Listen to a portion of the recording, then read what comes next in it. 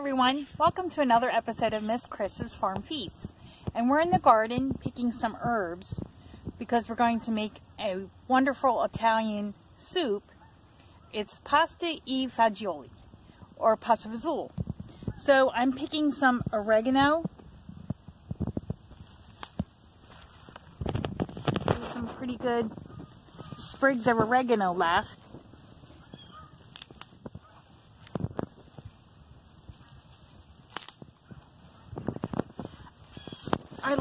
I like oregano, especially in Italian dishes.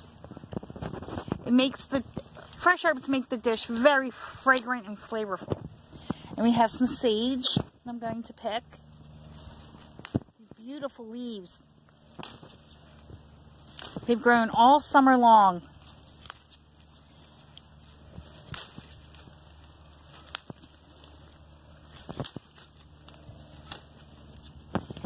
Just so much sage. Just incredible. And this will last all through the fall and into some of the winter. So now we're going to go back into the kitchen and we're going to start our soup. See you soon. Back in the kitchen, and I'm going to show you all the ingredients for our Italian soup. My husband's family is Italian. My husband's Italian. He calls it pasta fagioli. I know a lot of chefs call it pasta e fagioli, but we call it pasta fagioli. So these are the ingredients. I got some fresh tomatoes from the farmer's market today. Our herbs from the garden. I also picked some rosemary too.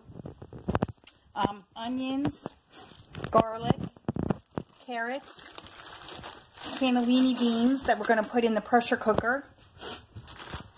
Ditalini pasta, some vegetable stock, and some salt. So I'm going to start the tomatoes by taking the top part off and putting them into some salted water and blanching them, and then we're going to take the seeds out, or the skins off. So be right back. So I have my tomatoes steaming away, and they're getting nice and blistered, so I could take the skins off, and then we're going to chop them up, and that's going to go into this dish. Now I'm using cannellini beans. Well, actually they're Great Northern beans, but they can be used as cannellini beans. They're the same shape. They're a little smaller. I couldn't actually find cannellini beans dried right now, but anyway, I think these will do. You can just use cannellini beans. You don't have to start this from scratch. If you don't have a pressure cooker, you can rinse these and then put them in a pot with water over it and soak them overnight. And that way they get swelled up. And then you take the whole pot with the liquid and everything and put it on the stove the next day and then simmer it for about 30 minutes, 45 minutes, maybe an hour. You just want the skins of the beans to crack, and then they're done and ready for the dish.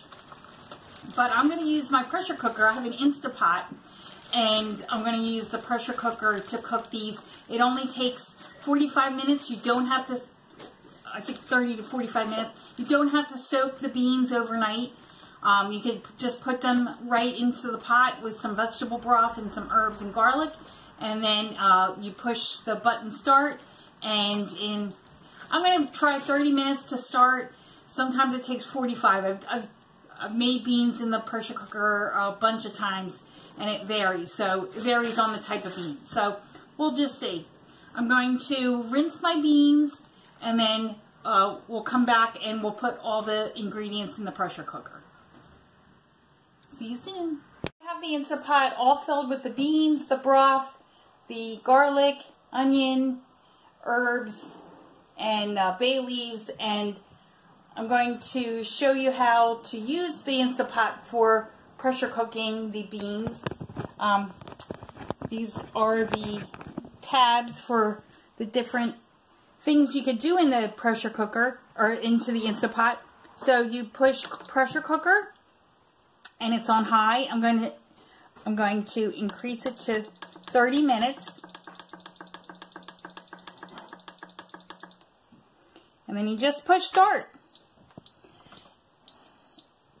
And then what it does is it takes about 10 minutes to get up to steam, and then it'll cook, and then it will naturally release its steam, which I usually do that because the more it cooks, the better the texture of the beans. If you release the pressure manually, sometimes the beans are undercooked. So I'll just let it go for 30 minutes, and then it'll naturally release its steam. And again, you don't have to do this. I like the texture of the beans. It's a little bit more firm than canned beans, but you could definitely use canned beans, canned cannellini beans in this recipe. We have all of our ingredients ready. We have the carrots, about 3 carrots chopped, 1 big onion chopped, about 4 cloves of garlic chopped, the tomatoes that you saw in the beginning of the video, all of them were skinned and chopped, 4 stalks of celery chopped, and all the herbs chopped. So now we're going to, we have our water boiling. For the pasta, we're going to put the pasta into the pot, and about half of the box. And that's going to go and cook for about 10 minutes or so. And then I have this pot ready for the sauteing. I'm going to put olive oil in it. And you don't have to do this, but I'm going to put pancetta as the base of this soup. It's an Italian cured bacon. It's not smoked. You don't have to use this. If you want it vegetarian, you can just leave it out. Okay, and then I'll be right back with all the ingredients in the pot, and we'll simmer that until it's ready. My pancetta is caramelized, and now I'm going to add all the other ingredients.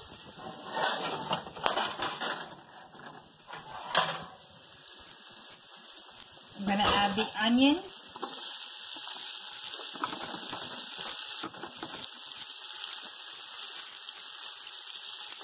carrot,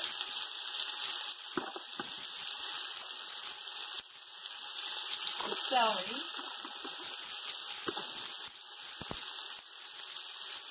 and the herbs.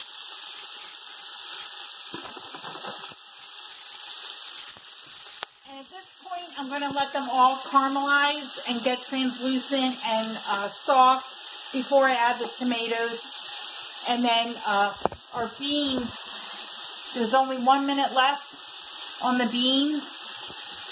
And then it's going to naturally release the pressure. And then at that point, we'll open it and add the beans to the soup. So, yep, it's just done now. I think it's so exciting when the pressure cooker releases the steam and you find out what's inside, and it's exciting. This Instapot does so many different things. It's a slow cooker, it's a air fryer, it's a dehydrator. You can saute in the pot. You can broil in it. There's 11 different features. So if you're interested in something like this, it's really a fun thing to play around with. It took me a while to learn how to use it, but now I use the pressure cooker the most. So we'll be right back. Okay, my carrots, onions, celery, and herbs are sauteing away with the pancetta. I'm going to add my garlic. If you add the garlic first to the oil, it tends to burn, and then the blackened garlic makes it very bitter, and then it ruins the dish. So I'm going to add the garlic now.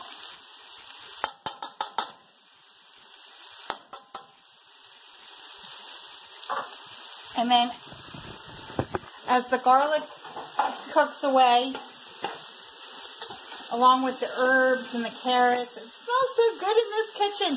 I wish there was smell-o-vision because it smells so good. The sage and the rosemary and the oregano. Oh my gosh. So I'm going to stir this around, and then we'll be back to add the tomatoes and the beans when they come to, when they release the steam. So vegetables are cooked thoroughly. We're going to add the tomatoes. So we have this beautiful, this is tomatoes from the farmer's market. They're beautiful, red, delicious tomatoes. So they're going to add to the pot.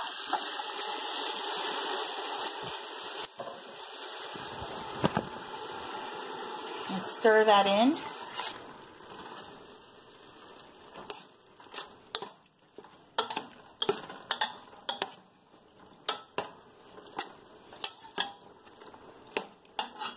Okay, so I'm going to let that simmer. And then we're going to wait until the beans are done, and then we'll add the pasta and some water and some spices, and then it'll be done. Now when the beans are done and when all the pressure has been released from the pressure cooker is when this pin is usually up when it's cooking. When it falls down, it's ready. So it fell down, so it's all ready. We're going to release the pressure, or release the lid.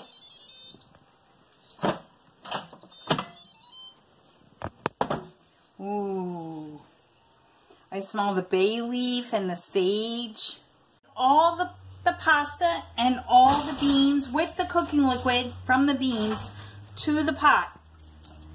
So this is like a beautiful, rich soup. You can add a little bit more broth or water if you need to the pot. I'm going to add some Parmesan cheese, and I've let it simmer for about 20 minutes, and now the beans and the pasta are tender and it's all ready to go. I'm going to taste it. I smell the sage and the oregano.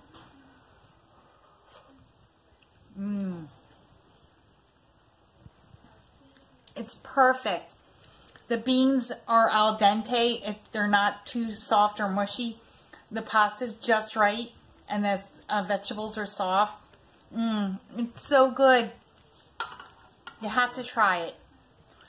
Please try this recipe. You'll love it. Bon appetit.